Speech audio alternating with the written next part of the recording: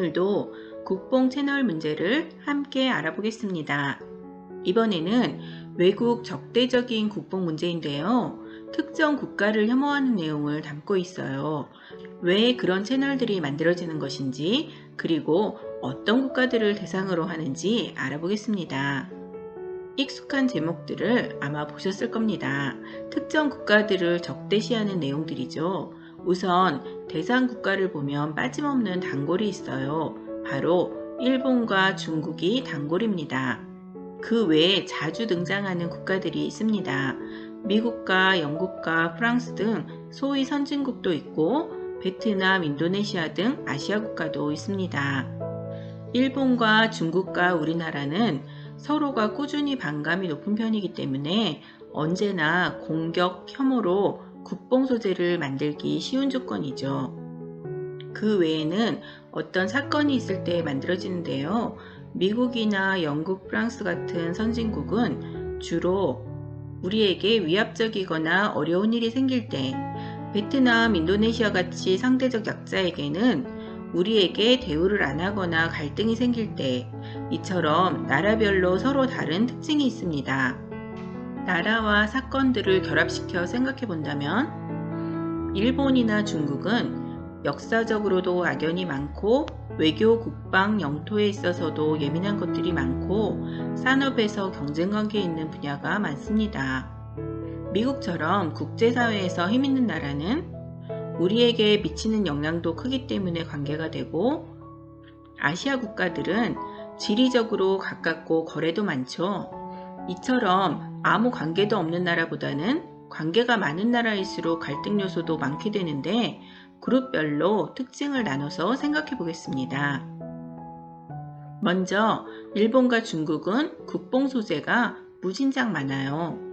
기본적으로 반감이 많은 국가이기 때문입니다. 일본과 중국은 인접국이라서 역사적인 관계와 현재에도 영토 국방 문제에서 많이 부딪히고 산업적으로도 경쟁관계에 있는 국가들이죠.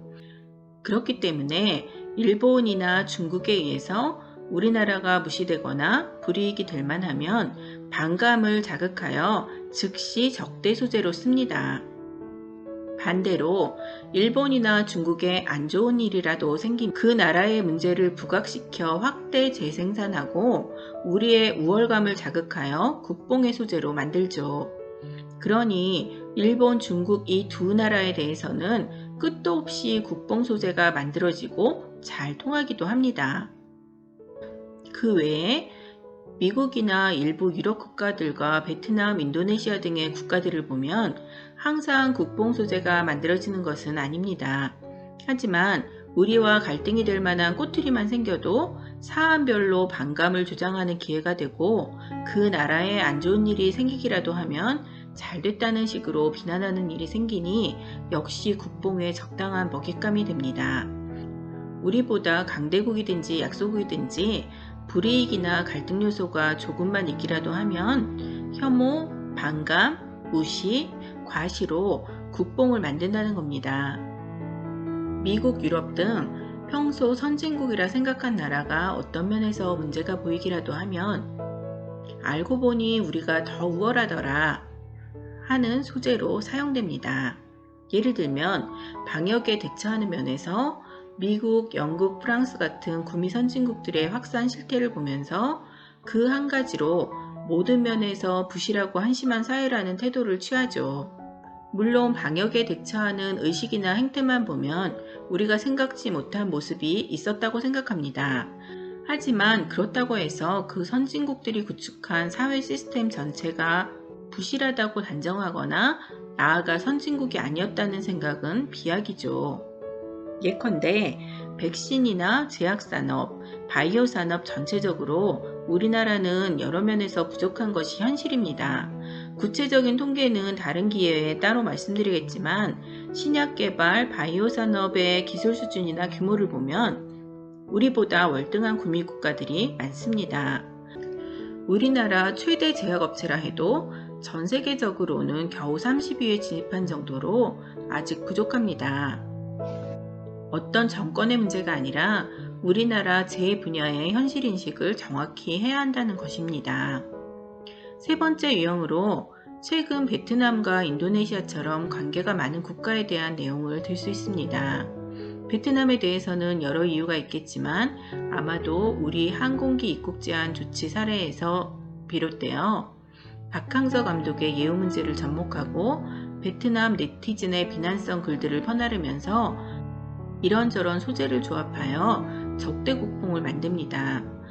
우리가 베트남 산업에 얼마나 많은 혜택을 주는데 배은망덕한 태도를 보이는지를 비판하며 우리가 손절하면 어떤 타격을 줄 수 있는지를 얘기합니다.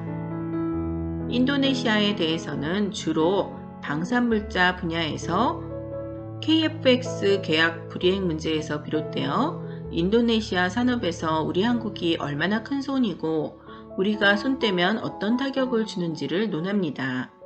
베트남이든 인도네시아든 그 외 어떤 나라든지 약한 나라라고 생각할 때는 우리의 우월함을 내세워 혐오적이고 무시하는 내용으로 반감을 자극하는 국뽕 채널을 양산해내고 있습니다. 베트남이나 인도네시아 사례들의 경우는 표출된 내용 이면에 사연이 있을 것입니다. 그 나라의 정치 사정이나 국가 역량이 우리가 생각하는 기대와 다를 것입니다. 그 배경과 이유가 무엇이든 반드시 우리가 동의해야 한다는 것은 아니지만 그 나라 상황에서 생길 수 있는 속사정이 있고 어떤 사건 하나가 국가관계의 전부도 아닙니다. 다른 측면에서 보면 전 세계를 대상으로 한 한국에 대한 호감도 조사 결과를 보면 인도네시아와 베트남은 전 세계와 아시아권에서도 높은 순위에 자리하고 있습니다. 특정 사건을 증폭시켜야 할 이유가 없죠.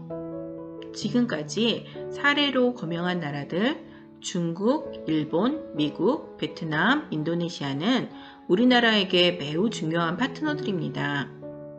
몇 가지 지표만 예시로 생각해봐도 수출에 있어 중국은 우리 수출의 20에서 25%이고 중국 포함 미국, 일본, 베트남 순서로 우리의 무역과 투자에서 압도적으로 중요한 나라죠.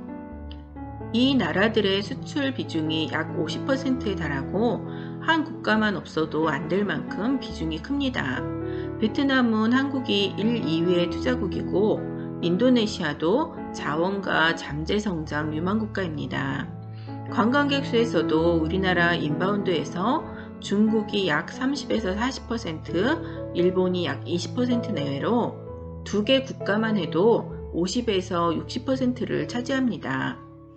구매력이라 할 수 있는 인구 규모는 대략 중국 14억, 미국 3.2억, 인도네시아 2.7억이고 일본과 베트남도 1억이 넘기 때문에 앞으로도 이들을 대체할 만한 시장은 없습니다.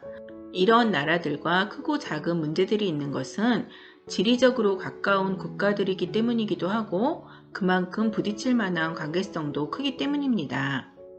우리나라뿐만 아니라 어느 나라든지 상대 국가와 무역과 투자와 교류가 많은 것은 서로 필요하거나 상호 보완적인 관계, 즉 호혜적인 측면이 있기 때문인 것이죠. 어느 일방이 혜택을 베풀기 위한 경우는 없어요.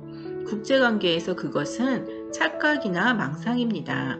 우리나라에 아무 이익도 없는데 자선사업처럼 중국, 베트남, 인도네시아에 투자하지는 않습니다. 우리나라는 국토도 작고 자원 빈국입니다. GDP의 40%에 달할 만큼 수출 의존도가 크죠. 그만큼 대외 교역이 활발해야만 유리한 나라고 인접한 국가들은 그만큼 중요한 대상입니다. 국뽕이 적대시하고 혐오하는 이런 국가들 중에서 하나만 없어도 우리는 타격이 큽니다. 다른 나라들이 국뽕을 하거나 말썽을 부려도 우리는 억지로라도 설린 관계를 구축해야 하는 아쉬운 나라지 패권 국가가 아닙니다. 우리는 자원도 없고 내수 규모도 작기 때문에 다른 나라와 잘 지내야만 유리한 나라입니다. 국뽕들 주장대로 하면 우리는 벌써 몇 개 나라와 국교를 단절했어야 옳았을 것입니다. 당장 이익이 큰 주변 국가들과 단교하고 머나먼 유럽, 아프리카, 남미 국가만 바라봐야 하죠. 어쩌면 우리는 속 좁은 이웃들이 있더라도 그 이웃들보다 더 넓은 포용력과 인내가 어쩔 수 없이 필요한 나라인 것 같습니다. 그러면 이처럼 외국의 적대적인 국뽕을 만들어내는 이유가 무엇일까요? 쉽게 문제로 내볼까요? 정답은 몇 번일까요?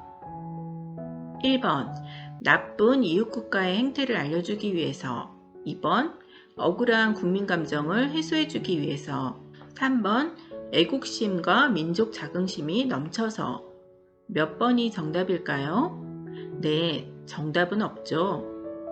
그냥 조회수와 구독자 때문에 하는 것입니다. 100번 양보해서 정치적인 견해나 또는 국부심으로 하는 유튜버도 일부는 있을 수 있겠죠. 하지만 대부분 그런 이유와 관계없습니다. 애국 시민이 국익이니 그런 거 관심 없고 우월감이나 카타르시스를 느낄 만한 소재로 반감을 자극할 만한 대상으로 삼는 것 뿐입니다.